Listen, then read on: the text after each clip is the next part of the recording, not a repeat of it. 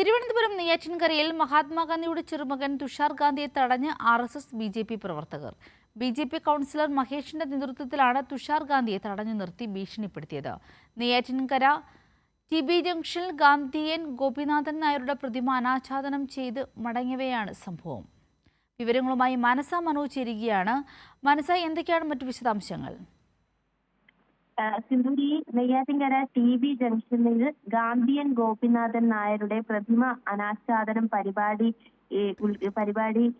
ഉദ്ഘാടനം ചെയ്ത് മടങ്ങവെയാണ് ഇത്തരത്തിൽ സംഭവം ഉണ്ടായിരിക്കുന്നത്. ഈ മഹാത്മാഗാന്ധിയുടെ ചെറുമകൻ തുഷാർ ഗാന്ധിയെ RSS BJP പ്രവർത്തകർ തടയുകയായിരുന്നു. ഈ RSSനെതിരെയുള്ള പ്രസ്താവന പിൻവലിക്കണമെന്നാവശ്യപ്പെട്ട് RSS BJP അക്രമികൾ വഴി തടഞ്ഞ് മുദ്രാവാക്യം വിളിക്കുകയും ചെയ്തു എന്ന് തന്നെയാണ് മനസ്സിലാക്കാൻ സാധിക്കുന്നത്. നെയ്യാറ്റിൻകര മുനിസിപ്പാലിറ്റിയിലെ BJP കൗൺസിലർ മഹേഷിന്റെ നേതൃത്വത്തിലാണ് തുഷാർ ഗാന്ധിയെ ഇത്തരത്തിൽ തടഞ്ഞു നിർത്തി ഭീഷണിപ്പെടുത്തുന്ന ഒരു സംഭവം ഉണ്ടായിരിക്കുന്നത്.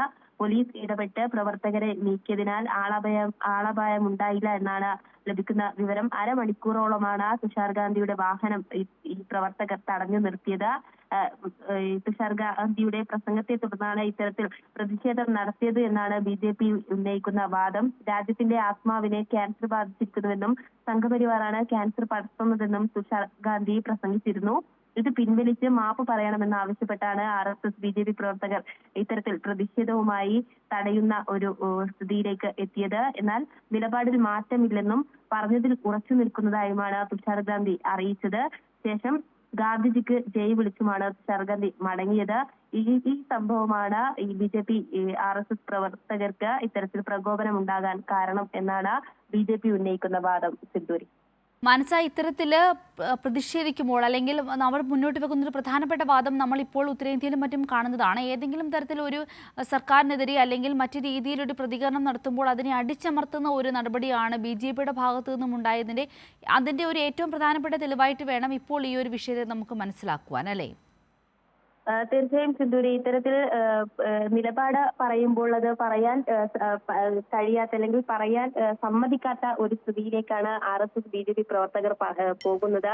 ഇത്തരത്തിൽ അവർക്ക് ഉള്ള കാര്യങ്ങൾ, അതായത് സത്യാവസ്ഥ പുറത്തു പറയുമ്പോൾ അവർക്കെതിരെ പ്രവർത്തിക്കുന്നത് നേരത്തെയും നമ്മൾ തന്നെ വാർത്തയിലൂടെ പറഞ്ഞതാണ്. ആ ഒരു രീതിയിൽ തന്നെ BJP വിരുദ്ധത എവിടെ പറയുന്നുവോ അല്ലെങ്കിൽ BJP പ്രവർത്തകർക്കെതിരെ എവിടെയൊക്കെ പറയുന്നുവോ അവരുടെയൊക്കെയും വാ മൂടിക്കെട്ടുന്ന അവസ്ഥയിലേക്കാണ് BJP പോകുന്നത്. അതേ സ്ഥിതി തന്നെയാണ് ഇപ്പോൾ തുഷാർ ഗാന്ധിക്കും ഉണ്ടായിരിക്കുന്നത്. ഇത്തരത്തിലൊരു പ്രസ്താവന നടത്തിയതിനെ തുടർന്ന് വാഹനം തടഞ്ഞു നിർത്തുകയും അരമണിക്കൂറോളം വാഹനം തടഞ്ഞു നിർത്തുകയും പറഞ്ഞ പ്രസ്താവന പിൻവലിച്ച് മാപ്പ് പറയണമെന്ന് ആവശ്യപ്പെടുകയും ചെയ്ത വഴി തടയുന്ന ഒരു സ്ഥിതിയാണ് ഇവിടെ നെയ്യാറ്റിൻകരയിൽ ഉണ്ടായിരിക്കുന്നത്.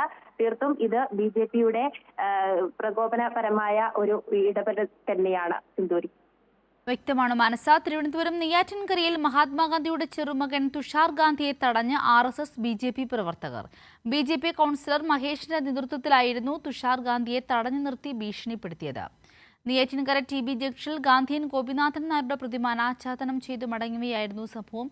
BJPക്കെതിരെ നടത്തിയ പരാമർശത്തിനെതിരെയാണ് ഇത്തരത്തിലൊരു പ്രതിഷേധം BJPക്കാർ നടത്തിയിരിക്കുന്നത്. മനസ മനോജാണ് വിശദാംശങ്ങൾ നൽകിയത്.